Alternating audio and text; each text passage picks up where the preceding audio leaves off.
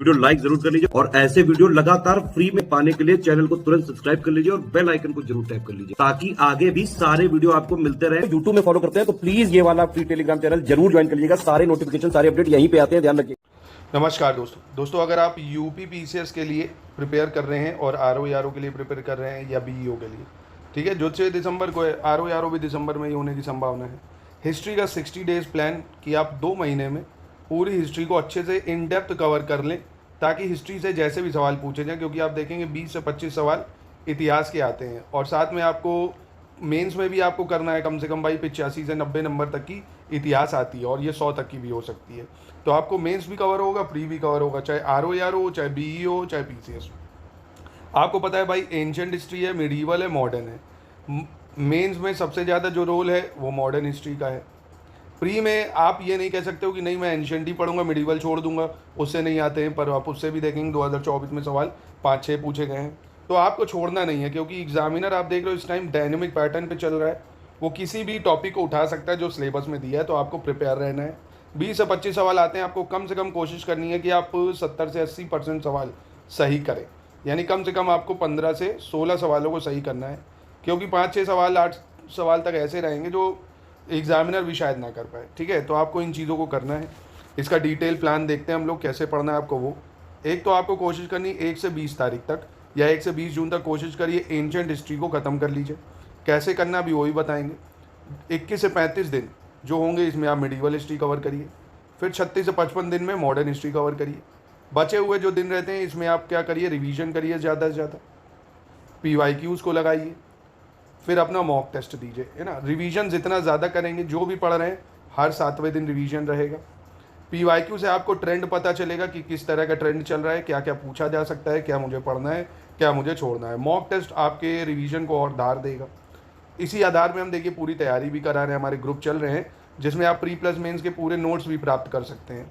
अभी आपको टॉपिक भी बता रहा हूँ कैसे कौन कौन से टॉपिक पढ़ने हैं, क्या डेली पैटर्न रहेगा, है ना। पूरी तैयारी प्री प्लस मेंस की कर सकते हो, कोई बुक नहीं कहीं से लेनी है, क्योंकि आप देख रहे हो बुकों से सवाल नहीं आ रहे हैं। ऑफिशियल सिलेबस के एक एक पॉइंट को पूरा आपको कवर करना पड़ेगा, तब आप चीज़ों को कर पाएंगे। देखिए आपको क्या पैटर्न रहने वाला। सबसे पहले देखिए जैसे कॉन्सेप्ट स्टडी है ना, कॉन्सेप्ट स्टडी मतलब कोर स्टडी आप इसको कहेंगे, कोर स्टडी। कॉन्सेप्ट पढ़ने से आपका प्री का भी क्लियर होगा, मेंस का भी क्लियर होगा, आपके डाउट्स भी आएंगे। इसके लिए आप 2.5 घंटे का समय निकालिए और SCS की जो कंपाइलेशन होती है ना, SCS के जो नोट्स हैं, कंपाइलेशन है, उसको आप पढ़िए अच्छे से, ठीक।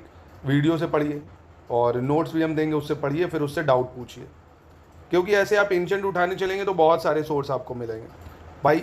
ये 4-5 सोर्स बताता आदमी की तमिलनाडु की हिस्ट्री भी पढ़ लो, ओल्ड NCERT भी पढ़ लो, लूशन भी पढ़ लो, PYQ, इसी में आप पूरा साल बिता दोगे। इसलिए SCS का कंपाइलेशन पढ़िए, SCS की लिस्टिंग दे देंगे आपको फैक्ट्स के लिए, उन फैक्ट्स को SCS की लिस्टिंग से कवर कर लीजिए।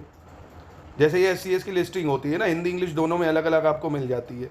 ये है इन फैक्ट्स को, कब कौन सी वॉर हुई है, कौन सा गवर्नर जनरल कब आया है, ये देखिए ये मॉडर्न हिस्ट्री की है पूरी, कौन सा भाई कब इवेंट हुआ, ये सब हम आपको दे देते हैं। तो ये आपके रिवीजन में काफ़ी समय बचाएगी ना। ऐसे बुक से आपको बार बार इवेंट्स को देखना पड़ेगा, आपको फिर नोट्स बनाने पड़ेंगे, ये पूरा आपको मिल गया भाई, सीधा सा बस आपको लर्न करना है। और रिवीजन जितना ज़्यादा से ज़्यादा कर सकते हैं यहीं से रिवीजन करिए। तो ये जो 1.5 घंटा है इसकी जगह NCERT स्टैंडर्ड बुक की जगह आप ये पढ़िए SCS की लिस्टिंग। यहाँ से आपके क्या कवर हो जाएंगे, फैक्ट्स कवर हो जाएंगे। डेली 1 पेज अपना फैक्ट्स पढ़िए। जैसे एंशिएंट हिस्ट्री का स्लॉट चल रहा है तो वहाँ से उसके फैक्ट्स कवर करिए। 2.5 घंटे कोर स्टडी आप कर रहे हो, यहाँ से आपके कॉन्सेप्ट बिल्ड हो रहे हैं, ठीक है। जैसे पढ़ा फिर थोड़े से उत्तर लिखना भी 2-3 दिन में आप शुरू कर देंगे। तो ये पढ़ लिया जैसे आपने, देखिए है ना, 3-4 घंटे हो गए। फिर आप क्या करिए, नोट्स और रिवीजन जो है ये आप चाहें तो बना सकते हैं, पर ये अगर आप SCS का लेते हैं मटेरियल तो आप यहीं से अपना चीज़ें आपकी कवर ही हैं, तो ये आपका टाइम सेव हो जाएगा। फिर अपना क्या करिए, आधे घंटे जो है MCQ का टाइम निकालिए, आधे घंटे MCQ के लिए निकाल लीजिए।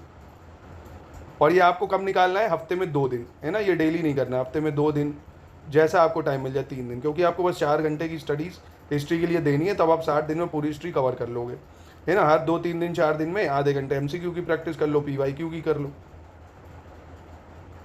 तो सोर्सेज मैंने आपको बता दी, SCS की लिस्टिंग फैक्ट्स के लिए हर सब्जेक्ट के लिए मिलेगी आपको, और कंपाइलेशन हो जाएगी प्री और मेंस दोनों के कॉन्सेप्ट बिल्ड करने के लिए ना, चाहे कॉन्सेप्चुअल सवाल है चाहे फैक्चुअल, आप दोनों तरह से तैयार हैं। अब जैसे पहला है, पहले से दूसरे दिन में आप प्री हिस्ट्री पीरियड पढ़ लीजिए, Palaeolithic, mesolithic, Neolithic, Chalcolithic culture, ये पूरा पढ़ डालिए, है ना।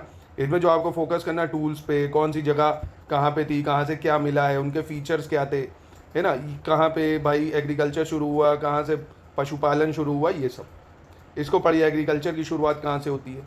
फिर 3 से 5वें दिन में शुरुआत करिए इंडस वैली सिविलाइजेशन, है ना। कोर भी पढ़ना है, फैक्ट्स भी पढ़ने हैं, और साथ में रिवीजन भी करना है, और पीवाईक्यूज को भी देखना है ना। जल्दीबाजी में नहीं करना है कि नहीं एक दिन में एक चैप्टर कर लिया, 2 दिन लीजिए और कॉन्सेप्ट भी बिल्ड करिए कि इनका स्ट्रक्चर कैसा था, सिटीडल कैसा था, ड्रेनेज पैटर्न कैसा था, कहाँ पे कौन सी साइड लोकेटेड है, कौन सी नदी है वहाँ। तो फैक्ट्स भी, कोर कॉन्सेप्ट भी, फिर पीवाईक्यूज के आधार पर प्रैक्टिस। टाउन प्लानिंग कैसी थी, ट्रेड कैसा था, धर्म कैसा था, स्क्रिप्ट कहाँ थी, इंपॉर्टेंट साइट्स है ना, क्या डिक्लाइन थ्योरी है, MC मजूमदार ने क्या बोला है ना, और किसने क्या बोला, ये सब आपको पता होना चाहिए। इंपॉर्टेंट साइट सारी आपको पता होनी चाहिए। मैप बेस्ड सवालों को भी देख लेना, एक बार पूरे हड़प्पन की साइट देख लो कि भाई धौलावीरा कहाँ है, लोथल कहाँ है, राखीगढ़ी कहाँ है, बनावली कहाँ है, मैप ज़रूर देख लीजिएगा, वो हम आपको देंगे ही।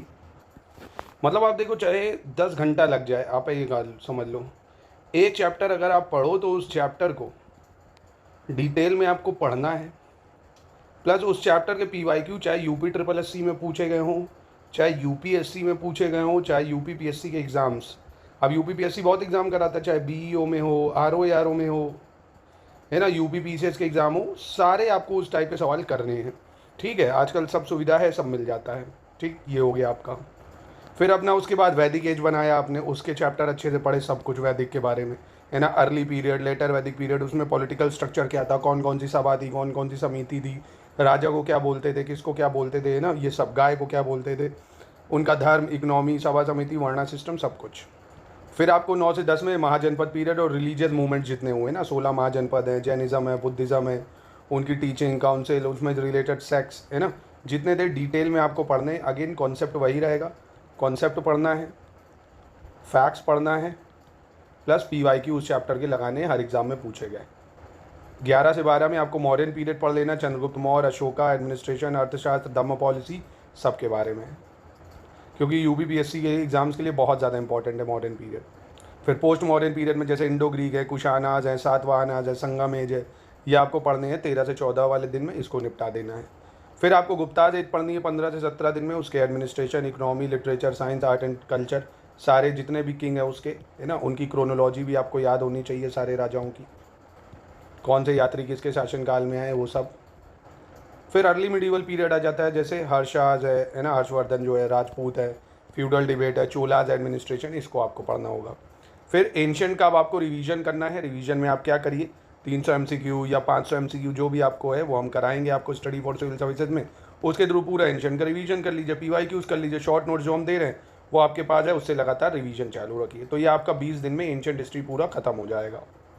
फिर आप अपना दूसरा फेज चालू होगा 21 से 35 दिन में, इसमें आपको मिडीवल हिस्ट्री करनी है। इसके लिए सोर्स होते हैं जैसे सतीश चंद्र है, ओल्ड NCERT, ल्यूसेंट, ये 3 बुक हैं। इसकी जगह आप सिर्फ SCS की कंपाइलेशन पढ़ लीजिए, SCS की लिस्टिंग पढ़ लीजिए, रिकॉर्डेड वीडियोस हम देंगे उससे पढ़ लीजिए, नोट से रिवीजन करिए और MCQ से प्रैक्टिस करवा देंगे। इसमें आपको ये पढ़ना है जैसे 21 से 23 है, इसमें पूरा आपको दिल्ली सल्तनत निपटाना है, स्लेव, खिलजी, तुगलक, सैयद, लोधी, है ना, इनके सारे राजा आपको याद होने चाहिए, सारे किंग, उनकी क्रोनोलॉजी, है ना, कौन कब था, सारी क्रोनोलॉजी आपको पता होनी चाहिए। समय क्योंकि मिलान करने को आ जाता है या मैचिंग करने को आ जाएगा, उसमें एडमिनिस्ट्रेशन किसमें क्या रिफॉर्म करा है, दीवाने को ही कौन लाया था, आर्ज विभाग कौन लाया था, किसने क्या बनवाया, किसका कहाँ पे टॉम भाई, ये सब आपको उसमें कवर हो जाएगा। इसके बाद डे 24-25 इसमें आपको विजयनगर एम्पायर, बहामनी किंगडम, इससे भी सवाल, 1 सवाल 2 सवाल देखे गए हैं, विजयनगर एम्पायर से बहुत पूछे जाते हैं। तो इसका एडमिनिस्ट्रेशन, आर्किटेक्चर, इकोनॉमी, कृष्णदेव राय जो राजा है उसके बारे में आपको पढ़ लेना है।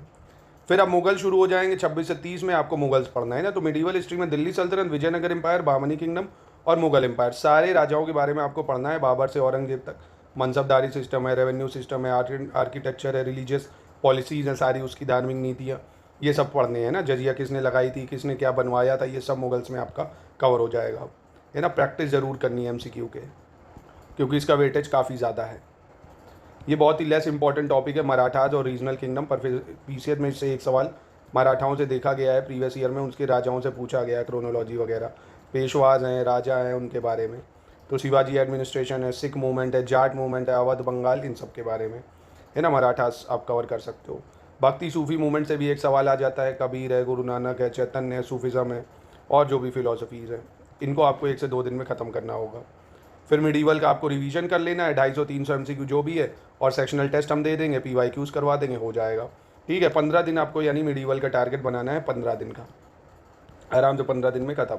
बस दिल्ली सल्तनत करना है, मुगल्स करना है आपको, बहामनी किंगडम और विजयनगर एम्पायर और भक्ति सूफी मूवमेंट, बस इससे ज़्यादा आपको करना नहीं है।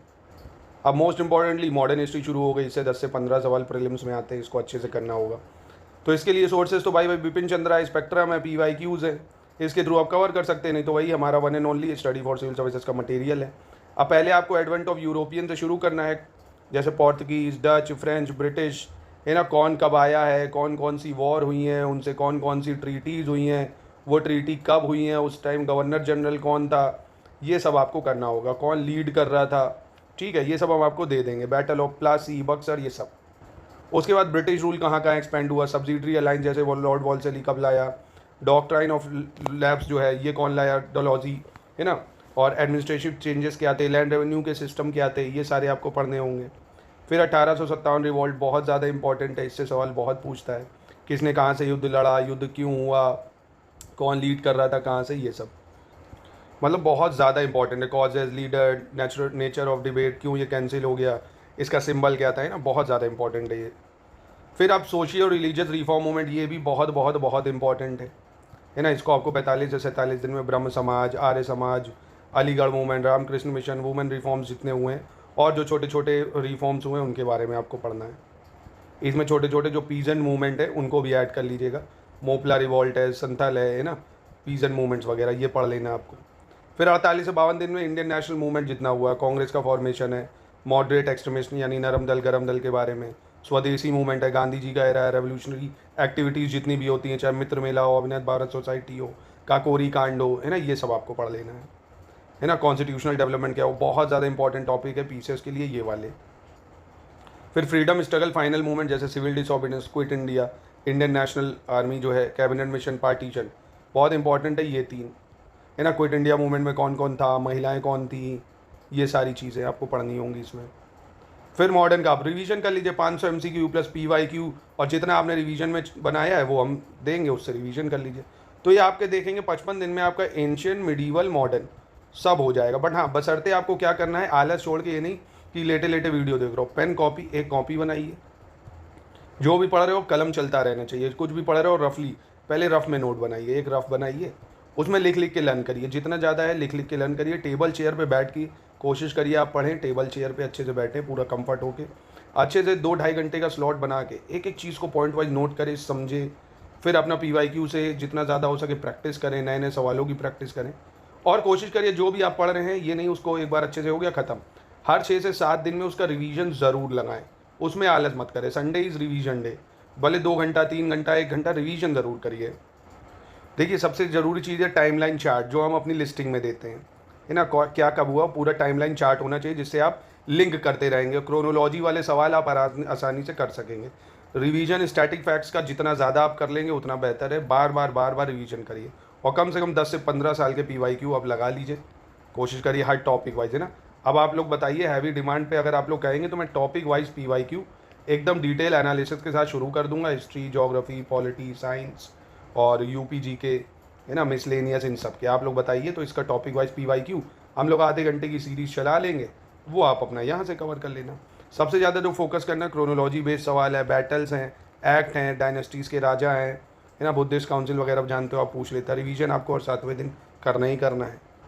तो इस तरह से अगर आप पढ़ते हैं सेशन बना के कि एक सेशन कोर रहेगा जिसमें आपको अच्छे से उस चैप्टर को डिटेल में पढ़ना है, समझना है, एक सेक्शन रहेगा आपका MCQ की प्रैक्टिस के लिए, एक सेशन रहेगा आपका रिवीजन स्लॉट। इस तरह से आप पढ़ेंगे तो आप 2 सब्जेक्ट लेके चलिए, आराम से ख़त्म हो जाएंगे। एक हैवी सब्जेक्ट ले लो, जैसे आप हिस्ट्री पढ़ रहे हो, एक सब्जेक्ट अपना उठा लिया कोई और, जैसे एथिक्स उठा लिया, है ना, जो उसका प्रीलिम्स में रोल नहीं है, एक सब्जेक्ट एथिक्स का उठा लिया 2 घंटे का, एक सब्जेक्ट अपना हिस्ट्री उठा ली, फिर ये खत्म हुआ तो अपना ज्योग्राफी ऐसे ही 60 डेज़ का टारगेट, 45 डेज का टारगेट बनाया, इधर UP स्पेशल उठा लिया।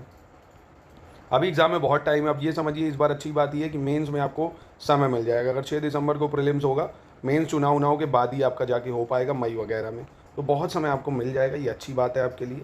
और पद भी इस बार आपको 1100 तक देखने को मिलेंगे, SDM DSP के पद भी काफ़ी है। तो अगर सीरियस हैं तो लग के आप मेहनत करिए, जून से ही शुरुआत करिए, पर करिए ज़रूर।